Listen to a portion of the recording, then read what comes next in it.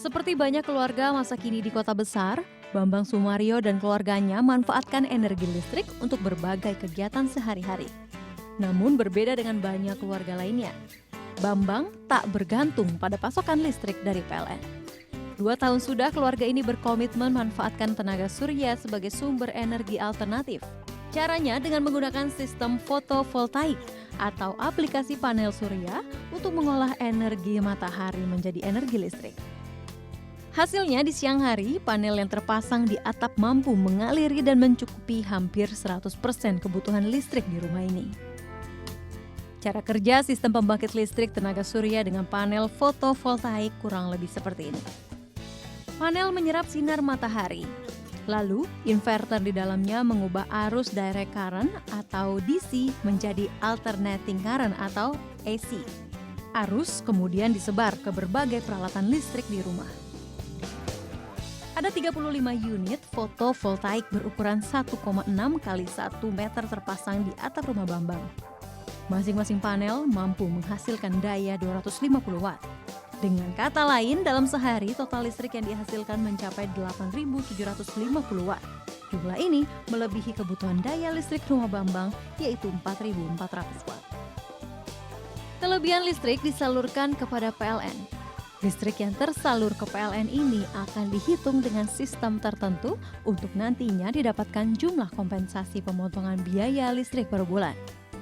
Ya, walaupun menggunakan tenaga surya, sistem pembangkit tenaga surya seperti ini memang tetap terhubung dengan PLN. Total biaya pemasangan 1 unit fotovoltaik sekitar 3 juta rupiah. Sementara keuntungan dari pemanfaatannya berkisar 1 juta rupiah per bulan. Jumlah ini didapat dari pemotongan rata-rata tagihan yang mencapai sekitar 1.300.000 rupiah per bulannya menjadi 300.000 rupiah saja. Ya menurut saya sih sepadan, karena dengan nilai sebegitu kan kita bisa kembali katakanlah kembali modal dalam waktu 8 tahun. Sementara usia teknis PV sendiri kan 25 tahun. Artinya apa? Artinya setelah 8 tahun modal kita kembali itu kita katakanlah dapat listrik gratis dari matahari untuk waktu yang hampir tidak terbatas begitu. Bukan hanya keluarga Bambang, di ibu kota ratusan keluarga lain juga telah manfaatkan sistem ini. Dan selain di sektor domestik, panel surya juga telah dimanfaatkan di sejumlah sentra bisnis, sentra ekonomi, juga sekolah. Salah satunya di lingkungan SMP Negeri 19 Jakarta. SMP 19 telah manfaatkan tenaga surya sejak tahun 2014. Dikembangkan bertahap, sekarang sekolah punya 142 panel surya. Jumlah ini mampu hasilkan listrik hingga 20.000 watt. Salah satu faktor yang menjadikan penerapan PLTS di lingkungan sekolah itu adalah pilihan yang tepat, yaitu adanya kesesuaian jam antara penyerapan sinar matahari dan juga jam operasional penggunaan listrik di sekolah. Dua-duanya dilakukan pada siang hari. Namun apabila dalam skala besar seperti ini harus ada yang diperhatikan, yaitu pengawasan juga pemeliharaannya.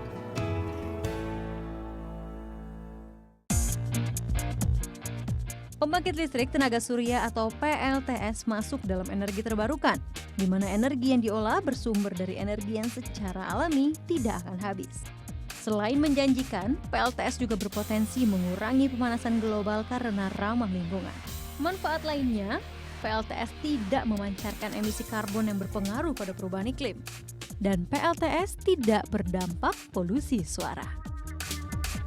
Menuai manfaat Uni, lewat Peraturan Pemerintah Nomor 79 Tahun 2014 tentang Kebijakan Energi Nasional, pemerintah targetkan peningkatan penggunaan energi terbarukan, yaitu sebesar 23% dalam Rencana Umum Energi Nasional 2014-2025. Kita juga mendorong keterlibatan swasta untuk kemudian terjun dengan menanamkan investasinya.